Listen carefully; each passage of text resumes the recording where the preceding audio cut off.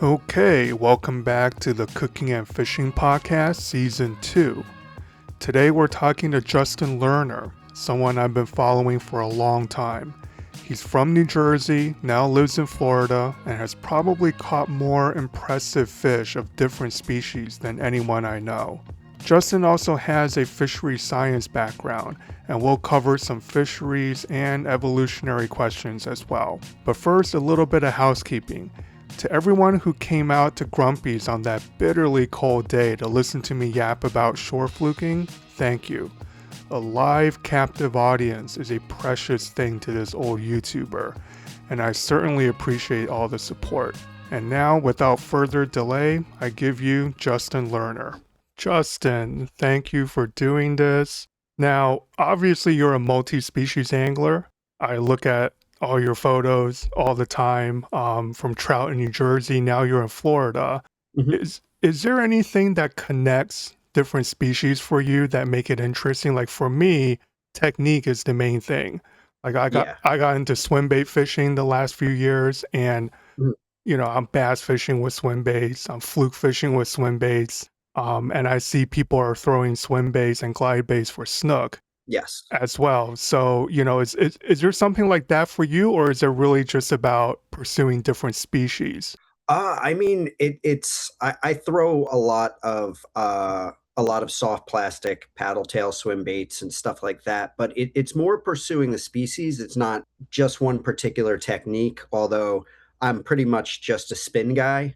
I fly fished before. It's not my favorite way to target fish. So I guess that would be the one connector through all of it. And I do love fishing with artificials, but there's times when I love just going to fish for sharks or bowfin or whatever and just set up and put a bait out and sit back and relax. Yeah, that's it. I mean, that's a question I put down, maybe for a little bit later. Like, do you have any qualms about using live bait? Are you only throwing plugs, or I, I mean, honestly, until until I make an entire career out of fishing, I just want to use what I think is going to be most effective in that scenario. Some species like trout, I always target with artificials because it's a very easily consistent way to do it. For certain species that might be more pressured or might be pickier, I have no qualms switching over to live or dead bait to get them to cooperate. right? Like if you're fishing for sturgeon or carp or something. I mean, although carp do take jigs and like small Yeah. flies and stuff.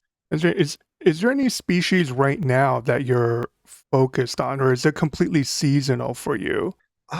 That's a great question. So, I mean, the great thing about Florida, and it's no secret, is there's so many different options at any point. I'm very partial to snook and tarpon fishing. They get big, they fight really hard, they're fun to catch, they readily hit artificials, and the great thing about Florida is you don't have to have a boat. I mean, you don't even have to have a kayak for them. There's plenty of land-based places where you can access them. One of my other things that I love to do is go fishing for the exotics like peacock bass, snakeheads. Now we had some record cold, a few weeks back, and it did hit some of the populations. Most of them. The largest number of the exotic species are from like southern Palm Beach County south through Miami. But some areas that might have been shallower, that might not have, that the temperatures might have dropped quicker, they did have some kills of those species. So, while I regularly make a trip down there in the rounds every month or so, I'll probably leave that alone until it gets more consistently warm in the spring. Right. Now, just back to snook fishing for a little bit. Where Sure. where you are in Florida, are you targeting them in like inlets? Like is it more of a bay or ocean front facing type of fishery, or is it, because I know Eric from Uncle Larry Outdoors, like the stuff they're fishing seems like freshwater, mangrove, kind of back, like really backwater stuff. Yeah, so snook are everywhere. I think those guys are over on the West Coast. They're fishing tidal mangrove creeks and canals and stuff like that. Both snook and tarpon can actually live in pure freshwater or saltwater. So they even do make it into some of the freshwater canals and make it way up into where you wouldn't expect them. I was fishing a tiny canal way out west, far from salt water. And I was fishing for peacocks, and one of my casts, I got a 20-pound tarpon. I had another time years ago where my ex girlfriend had a peacock bass hooked up, and she was just about to lift it out of the water, and about a 35-pound snook came up and just crushed it. Oh, That aside, over here on the East Coast and on the West Coast too, snook in the winter they're usually found in the backwaters where the water's a little warmer. They're always, you can always find them in inlets, always find them in passes. They're very structure oriented around bridges, things like that. But the big trend that you see is when in the summer they spawn in the inlets and then they hang out on the beaches. So you know it's technically possible at any point to catch a snook on the beach. They load up on the beach in the summer, and they're all over. You can walk the beach and you'll see them, close to the wash, watching some of your videos, probably hanging out at the very same spots that fluke are. right. I was Um, just gonna ask you, is it beach fishing like we have in Jersey, or is it Yeah, so that we get a ton of bait on the beaches here over on the southeast coast, probably the west coast as well. I don't have as much experience fishing there, but there's a ton of bait, what they call white bait, which is basically pilchards and other small fish, and they're all over the beaches, and the snook are under them. And you can go walk the beaches. I prefer high tide. When it's high tide, I mean, literally right at that lip that drops off. They're sitting right there. I mean, they're so close, and they're cruising up and down the beaches. But they're also schooled up in the inlets. So any time you go fishing an inlet on the East Coast, Southeast Coast, you can catch snook. But the summer, I mean, you can go in there and catch 25, 30 fish, no problem. that's very, yeah, I mean, that's a species that, depending on where you catch them, seems like a completely different fishery, right? It's Yeah, it's it's sort of like striped bass in that way. Like you can catch them on the open beach in the back bays, but snook, when they get back in like the mangrove stuff, that looks like barramundi or like yeah, Papua New Guinea black bass or largemouth, right? It's like that same sort of murky structure and cover that yeah. that they hang out in. Oh yeah, absolutely. I mean, they're very similar to striped bass. Right. They hang out around less pelagic striped bass. But the people do actually accidentally catch them on wrecks and reefs in 40 to 60 feet of water. But yeah, I mean, they're hanging out. They're around bridges. They're around anywhere where you get good tidal flow. And then the other great spot to target them in the summer, and largely because we get more rain in the summer, is any of the spillways. And South Florida is just super low. There's no relief down here. It's very low to sea level. So there's man-made canals crisscrossing, the entire state. And what they have between the freshwater canals and the saltwater estuary is a spillway. So they'll have locks so that if we get so much rain, they open the locks and the fresh water dumps into the saltwater. And snook just hang out there. I mean, snook, there's tarpon. It's one of my most reliable spots to catch tarpon in the summer. But you'll get, depending on how far up the lock is from saltwater, I mean, you'll get jacks. I've caught drum, all kinds of stuff in there. Right. So that is like the canal stuff that I see on YouTube. I mean, it just seems like Yeah. endless like areas where you can explore. Oh, absolutely. Yeah. I mean, Right. there's mangrove creeks everywhere. I mean, probably thousands of miles of canals in South Florida. Uh, just miles of beaches, and then the intercoastal waterways and I mean, I think there's snook on every bridge that has any type of tidal flow. Yeah, I think if I lived in Florida, I would be much more of a multi-species kind of angler, right? Because here, I mean, I guess my background mostly freshwater bass fishing, and then from Mhm. those techniques, I look for things that sort of map onto. Now, peacock bass, is that something you do more sparingly, or do you live far away from that fishery?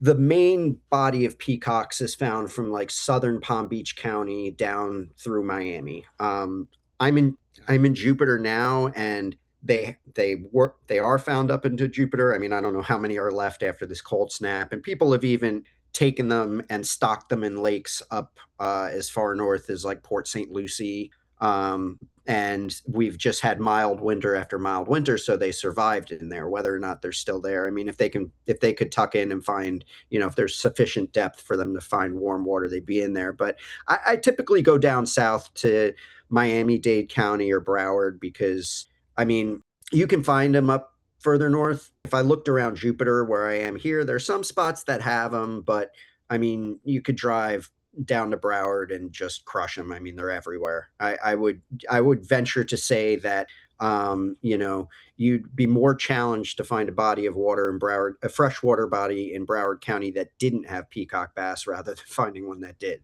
Right. Um, That's it's incredible. I all mean, because over. I remember watching Jimmy Houston go down to the Amazon. I don't Yeah. think they were in Florida back then, were they? Like back in the early 80s? Uh Let me it's I think it was the late 70s that they introduced them, and they introduced both. The ones that we have now are the butterfly peacocks, so they don't get as big as the ones that you traditionally see with guys catching 25 plus pound peacocks are speckled peacocks, and they tried to introduce them here, but it didn't work out, and they Right. they died out. So But the these ones that we do have, what's an average size? What's considered a trophy? I mean, average size, there's a lot of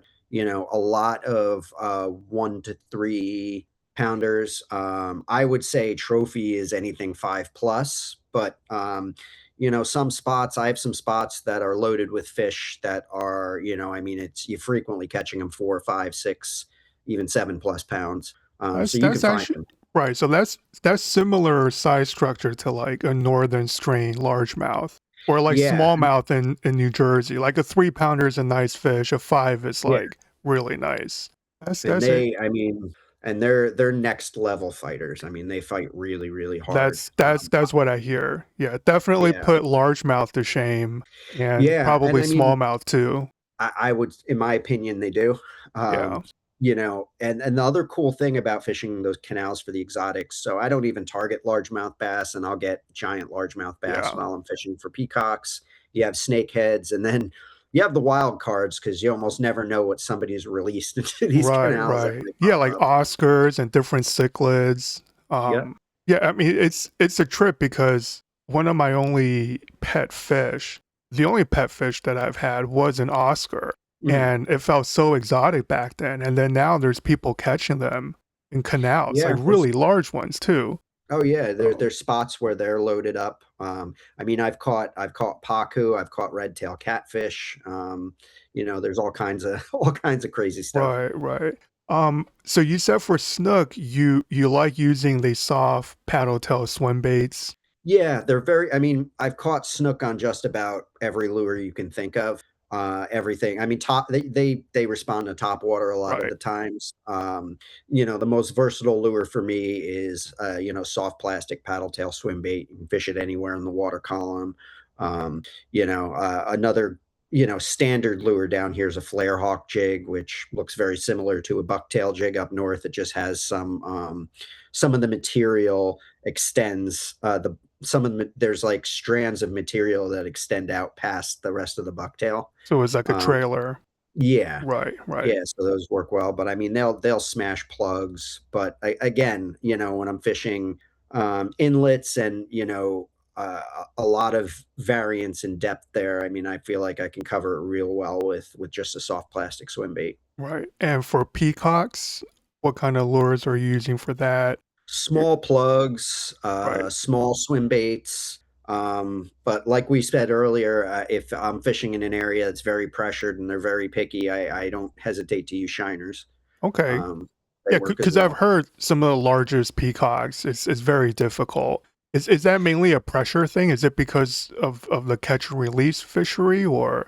It's hard to say. I mean, a lot of the spots they live is super clear water. They're very aggressive, so the smaller ones are super easy to catch on any artificial, and plenty of spots where there's big ones that'll hit it too. But just sometimes in some areas that are fished a lot, they see everything, and it just makes it difficult. I mean, there's there's been times when I've gone and fished a spot and just seen big fish after big fish and have every one of them refuse a lure, and then just had to run back to the car and Yeah. swing by a shop, and then they crush the shiners. So Yeah, I mean, I'm I would imagine any sort of pressure catch and release fishery, like it ends up, I mean, bass fishing is pretty much like that nationwide sure. at this point, but you get the right conditions, right? Like there's a lake I fish, that they will not eat a moving bait unless it's Mhm. cloudy and windy, especially a spinner bait. I mean, I hear Yeah, that it used to be a great spinner bait lake, but a spinner bait being such a very heavy kind of presence, yeah. after a few years, fish basically stop responding to it, and then you need a whole new Mhm. generation of fish. But even so, if you don't have wind and clouds, it's just like you're just wasting your time. Yeah, yeah, and it can be very condition specific. The great thing about peacocks is, for the most part, you don't have to get up early to target them. They bite best during the hottest, brightest part of the day. Interesting, Um, so right? they Because I were, guess Florida would be like a northern kind of climate for them versus what they're yeah, used to. yeah, yeah. So they're very active I mean, I've been out when it's been cloudy to start off with, and you still get them, but they're not charged up. And then when the sun comes out, they just, Yeah, yeah. they go nuts. So these canals, are they mostly connected to roads, or do you have to do a lot of like bushwhacking They're to? mostly close to roads. I mean, Okay, some of them, you can, they do go through, some go through neighborhoods, some go through areas. I mean, there's a lot that have like grass easements on either side. I mean, they can be overgrown. There are some canals as you get further west that do, kind of go through inaccessible habitat. But again, all of there's you could fish your whole life and you'd never cover, one of the county's number of canals, because there's the major canals and then there's small offshoots, and every major condo complex has a lake there that's right. somehow connected to canals. They have fish in them. Yeah, and those You ponds know, will put out like a 10-pound bass. yeah, Like yeah, like you know, it's like it's nothing. I mean, obviously it's still a challenge, but from where we are in Jersey, I'm looking at this fishery. I'm like, what? I mean, yeah, or it's nice. if you compare that sort of canal fishing in Florida to the stuff they do in Japan, they'll cover miles and miles for like a 2-pound bass, and that is Yeah, a 40-minute television show for yeah. like like Jackal Bait Company, Mhm. right? Like if they catch two bass over 3 pounds in like a whole day, that's like a thing. Yeah, I mean, I've targeting snakeheads in the evening or at night with top waters. I've caught double digit bass doing that. I mean, Right. it's not even the same. The Florida strain largemouth. Yeah. It's a 12-month growing season, Yeah. Well, and well, that guy Damien Tao, I don't know if you saw, but he just caught an 18 pounder in California oh wow, off a I mean, that guy hunts big bass, but the thing doesn't yeah, even look real. And those are yeah, Florida strain bass. I think they're F1s or something. I mean, there's mhm, like they mix them with northern strain, and then, I guess in California they eat trout. So they just get yeah. that ridiculous body. Yeah, I mean, I can say, I don't, I need to start carrying a scale just for reference, but I mean, the average, I catch a large bulk of my bass that I catch incidentally fishing for peacocks are like 19 to 22 inches. I mean, Yeah, that's a healthy fish. Yeah. yeah. Well, So yeah, whatever that, I do lug a 15-pound boga around after mhm, because I caught a really large smallmouth, and I have the length, I have it on video, don't have a weight, and that really mhm. kind of kept me up for many nights. Just not Yeah, it's really funny knowing, how like, did I break 6 pounds? Did I break more than that? It's yeah. Um, Yeah, I definitely have a few of those. I mean, snook, a lot of guys throw around estimates for weights for snook. Snook, the benchmark is, 40 inches. Anything over 40 inches is considered giant. 40 So inches, right.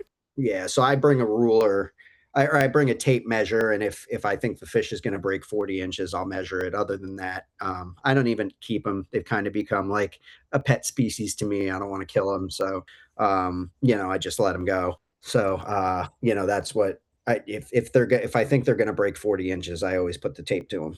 Is snook something that you have to keep in the water like tarpon, or is that are they a little bit more hardy than tarpon? No, they're decently hardy. I mean, again, you want to get them back in the water as quick as possible. I see a lot of guys on social media like laying them out on the mat and kind of taking slow videos, going back and I mean, I don't think that's the greatest, but they're fairly hardy. Tarpon, the rule is that over 40 inches they're supposed to stay in the water, and that's more because years ago.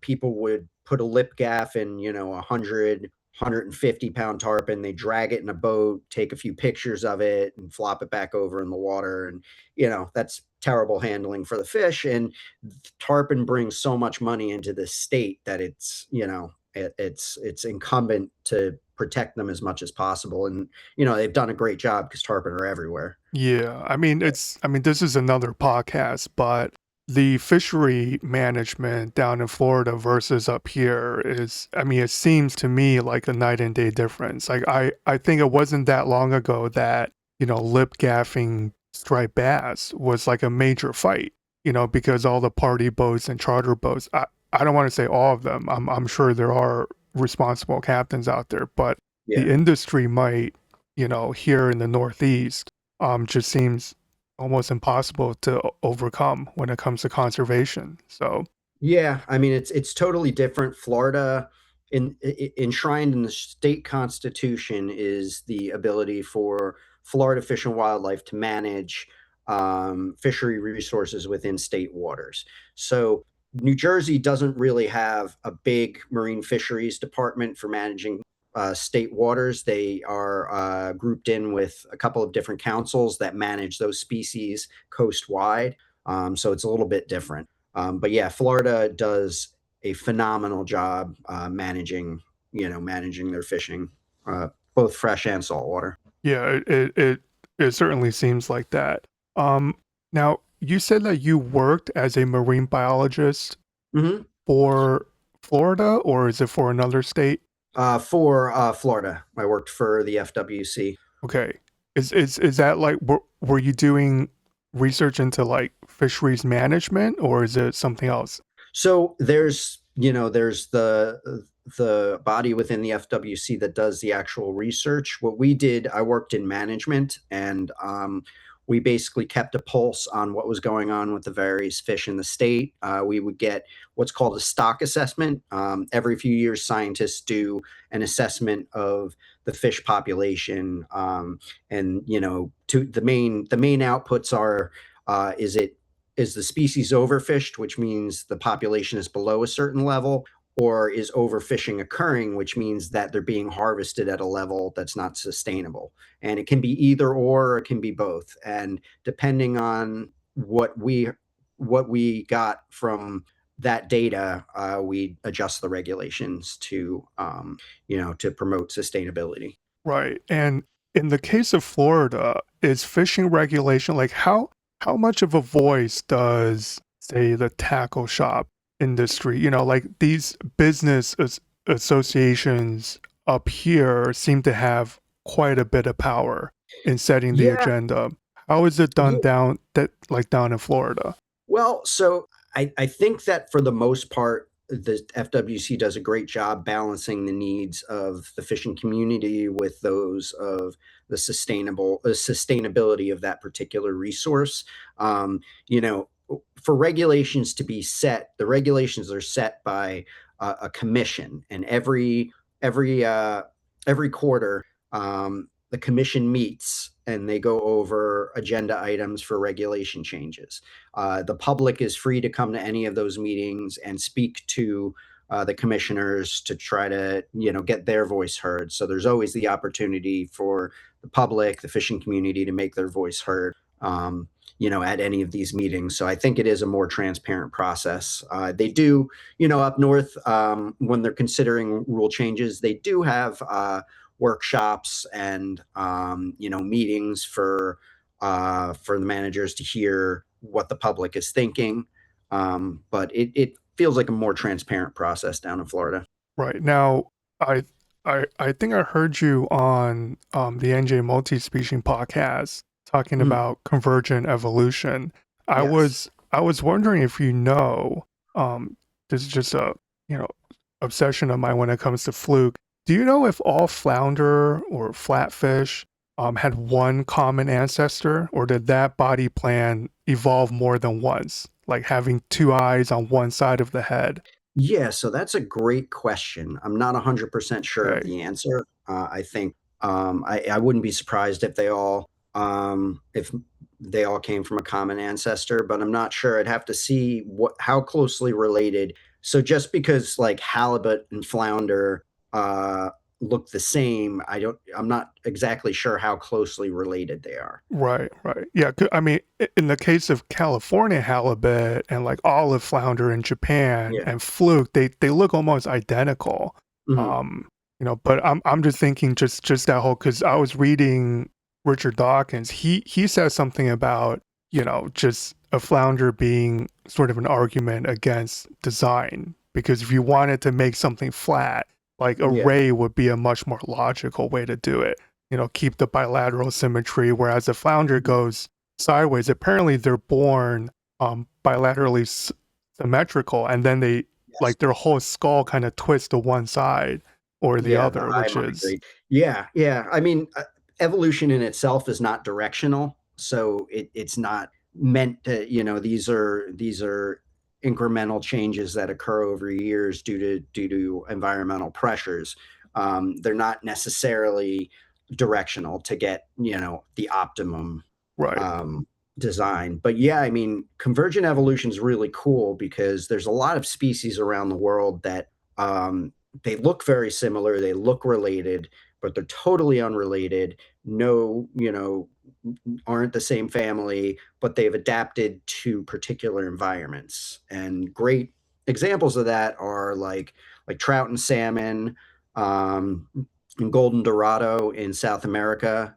They look very, very similar. The same with tigerfish over in Africa. They're all that sleek, that sleek body shape, um, and but they all are totally unrelated. They just evolved to be the best predators possible in river environments. right.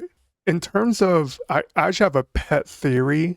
Humans are such a source of selection pressure when it comes to fish. Mhm. Um, whether you're talking largemouth, which earlier we talked about catch and release fisheries versus, but even in saltwater fisheries where it's either catch and release in terms of the regulations, but you keep fish that are over like fluke. Most people are not releasing fluke, Mhm. but over time, I I know there's been studies that show commercial fishing sort of leads fish to evolve into smaller individuals and they mature sexually at a younger age. And then there's studies that show that you're basically removing fish that are more aggressive or more easily catchable over Mhm. time, right? So Yes. okay, so that's a long windup. The pet theory part is when it comes to Berkeley gulp, this Mhm. is something that everyone uses for fluke now and probably have for the past 20 years or so. And my anecdotal experience is gulp worked a lot better 10, 15 years ago than it does now. Mhm. And I was just wondering if angling pressure is enough to explain that. Like, are we removing enough individuals with genes that respond to gulp, say more than other individuals? Is that even a possibility? I mean, that's really hard to say. Yeah. It might be more explainable that some of them have seen gulp, and ones that have been caught undersized might not respond as much to that. But I mean, That's a very complex question, and I'm Yeah, not yeah, 100% sure I could give you like a definitive answer on that. right. I mean, I guess short fluke, would be 10 to 1, 20 to 1 ratio in some cases. Mhm. So I guess a lot of those fish have seen, or tasted some form of gulp in their life. Um, and just other things like I know you and Chris talked about color Mhm. in that last podcast. I think we're sort of on the same page. Like color is the least important thing. Yeah. But in terms of lure action, um, I, I always like to find these sort of universal traits, and there's almost always some break in cadence or speed Mhm. or a change in direction that makes certain fishing lures just classics, right? Like Absolutely. all the top water walking baits, from tuna to I mean these are things that go left and right. Do you think that that's because fish are tuned to spot like predatory fish, like they're tuned to spot like breaks in cadence in their prey species, and that indicates weakness or something? Yeah, I mean, if you think about a fish that's injured, that's the way it's going to look. There's going to be breaks in cadence. It's going to it's not going to swim properly. If you have a fish just swimming straight, and not to say that predators won't eat it, but you know, as soon as it starts to possibly show that it's injured, or you know, there's some other defect, then they become much easier prey. And I think a lot of the change in direction is really huge, I think, for any species. I mean, you see the figure eight, by and large, musky and, pike technique. That's all you really hear about it. I use that technique a lot for trout, and I've used it for stripers. Excuse me, I've used it for numerous different species, because a lot of times, that straight retrieve, they'll follow it, and they'll follow it kind of, with aggression, but they don't actually hit it. And as soon as you change the direction, or make one little quick turn or something, and that presumably, that looks like it's going to get away, they smack it. And Yeah. I've fished clear streams where I could see the trout coming from, 100 feet away, and it's just following that straight moving lure. And then the second I kind of get it close to my feet, you do a quick change in direction, and that's what generates the strike. Right. I mean, they've been doing that for bass. They call it a eight trap, which is stupid. I mean, it's like Mhm. a swim bait thing. Yeah. But yeah, I mean, at that point, that fish is so fired up that it doesn't see your boat, it doesn't see your feet, it just sees Yeah. nothing else but that bait. Yeah, I actually tried that with a couple fluke at the surf, but that didn't quite work out. I Mhm. think, yeah, because with the swim bait, the size of it, you do Mhm. get a lot of followers, right? Yeah. You end up getting followers more than any other bait. I mean, at least in my experience. And I've seen fluke, over 6, 7 pounds just come up like a Wow. UFO, just tailing it. And then the baits I'm using have a lot of directional change, like a normal glide bait would go, Mhm. left and right. But even Yeah. that wasn't enough. And, I mean, one day it's going to happen. I'm going to capture it Oh on yeah. on my GoPro. Yeah, I mean, that's an amazing way to target them. As when I was growing up, fluking was always, fishing, mostly fishing killies, Yeah. or squid strips, or just bait on a fish finder rig and drifting, and just you completely reinventing that with Yeah. with with swim baits and stuff. And I'd bet that you catch more larger fish than guys fishing other methods. Yeah, I think because my whole thing is coming from a freshwater bass sort of background. Like Mhm. I look at fluke like they're roughly the same average size. You can use the same sort of tackle like rod and Yeah. reel, and then it's just every year I'm choosing a new bass technique or bait and see if the fluke will eat it. Yeah, So for far sure. they've eaten no. I mean, you do have to keep it near the bottom, Mhm. but sometimes they'll come up 10, 12 feet to take a Yeah. jerk bait. Yeah, because I've been in, pretty deep water throwing a jerk bait that runs 5 feet and then just getting blasted by fluke.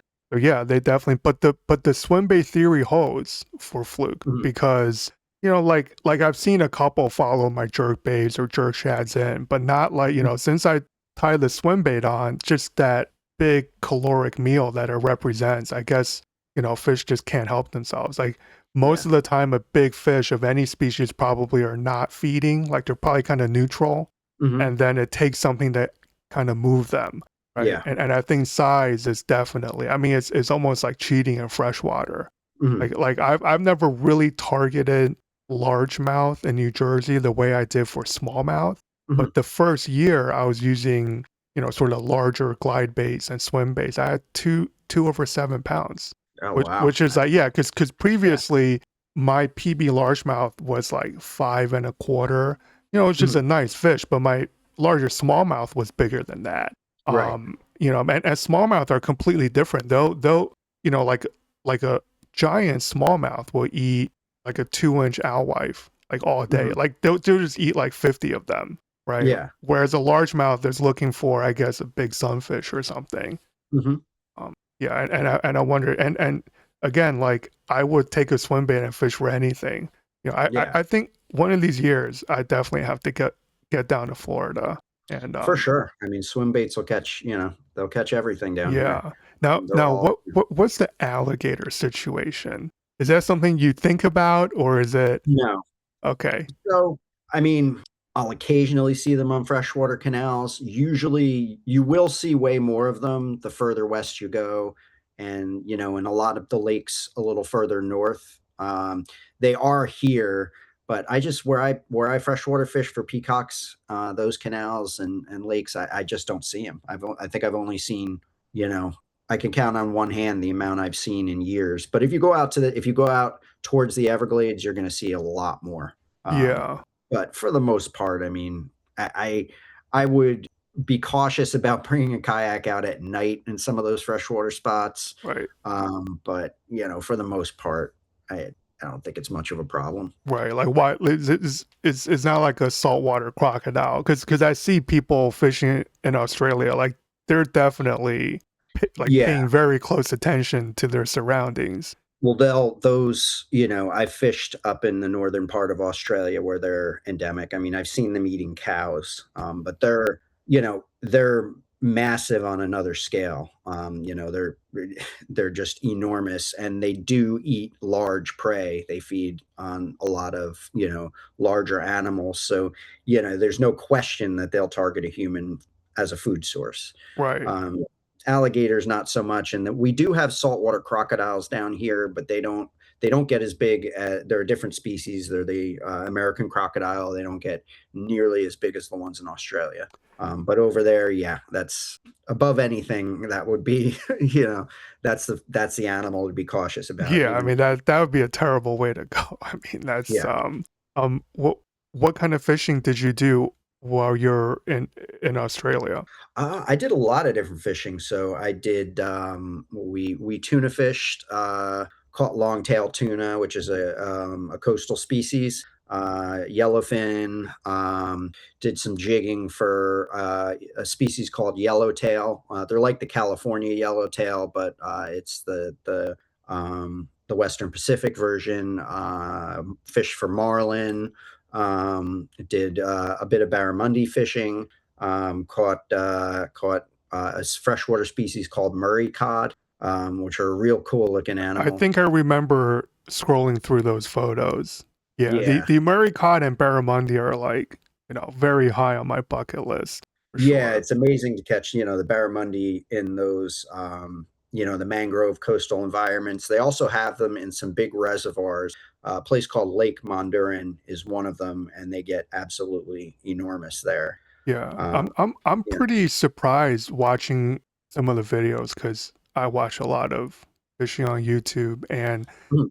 a lot of them are using live scope Yep. out, like they're very much caught up. Um, and the barramundi, like the tackle I see them use, they're not necessarily throwing very large baits, but I guess you have Mhm. to use very heavy leaders. Yes. So they'll throw like a 120 size jerk bait on like 80-pound fluoro, Yeah. which is So crazy to me. Yeah, so snook, barramundi, tarpon, they don't have big teeth, but they have incredibly abrasive jaws. when I fish artificials for snook, I won't use less than 40 pound. Okay. A lot of times I'll be using 60 plus. Tarpon, a lot of times using 100 plus with lures, because if you hook one inside the mouth and they jump shaking their head, I mean, I've had tarpon, wear through a 100-pound leader in no time. Snook go right through 40 to 60.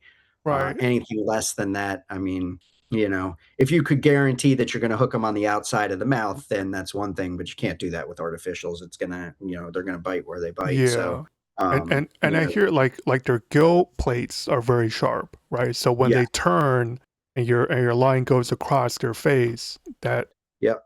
Their gill yeah. gill plates are razor sharp. The bite of a snook barramundi, it's very distinct. It's like somebody hit the back end of your rod with a hammer. But even beyond that, like if you if you needed to know if it was a snook, you'd reel in, and the few inches above your lure on your leader will be abraded really Right. bad. And they, like I said, they don't have teeth, or they don't have big teeth. But it's just their jaws are incredibly abrasive. Yeah, now for Dorado, they do have big teeth. They have big teeth and they have jaws like a pit bull. Yes. They're like bluefish on steroids. Right, right. So would you say that's like one of the more explosive like freshwater species that you fish for, just in terms of the bite force and the way they attack? Absolutely. They're like freshwater bluefish. I mean, we were using 300-pound leader, and that was still getting torn up. But Wow. Wait, below the I'm spike. sorry. Why not use wire at that point? Do they need it to be like fluorocarbon so they can't see it, or? No, no, wire, single strand. So multi-strand wire can be a touchy thing because they can break those little strands and then the whole thing weakens and breaks.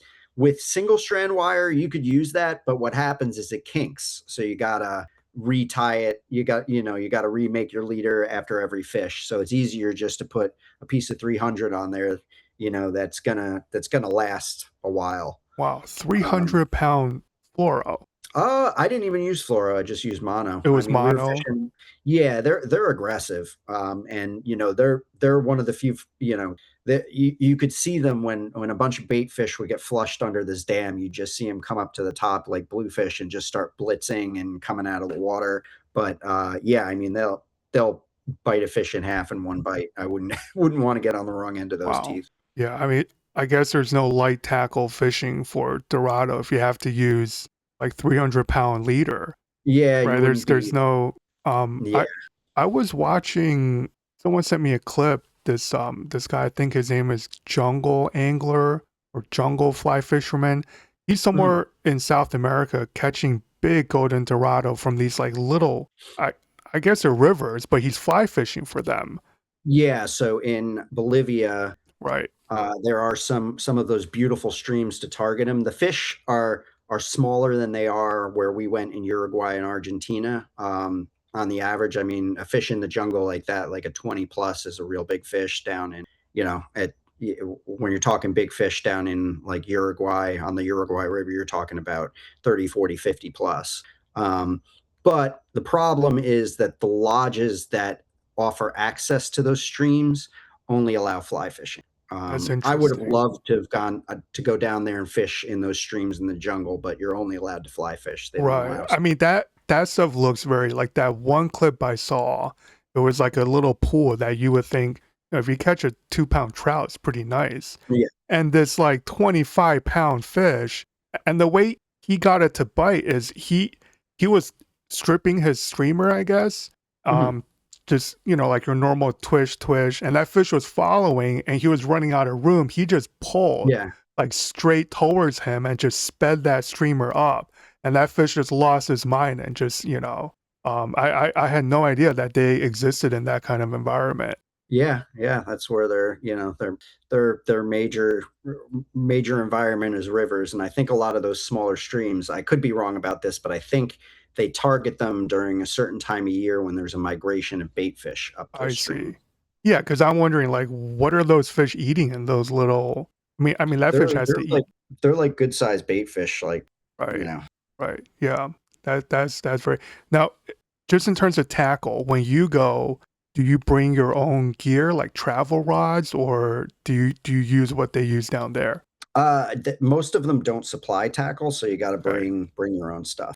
Yeah. So thankfully, travel rods have come a long way. So there's a ton of options, and then you can bring a box of lures and your reels and stuff in your checked baggage. So it's not what it was years ago when you had to bring a big rod tube and all that kind of stuff. Right, right. Yeah, I just bought a Megabass Valkyrie that's like once you Mhm. put it together, it's like a one-piece rod. Yeah. It's absolutely beautiful. So, listen, Justin, I'm very conscious of your time. Is there anything you want to add? Is there anything you want to plug? Like, where do people find you on Facebook, Um, Instagram? yeah, so on Facebook, it's just Justin Lerner. There's a picture of me with a Dorado as my profile picture. And then on Instagram, you can find me at Justin_Lerner_fishing. Perfect. Well, listen, thank you. I think we should do this again. I think Absolutely, there's a lot more to talk about, and for sure, hopefully for sure. we'll get to fish together at some point. Absolutely, man. If you ever want to come down to Florida, just give me a shout and we'll get out and catch some fish. And I really appreciate you having me. This is a lot of fun. Likewise. Thank you, Justin.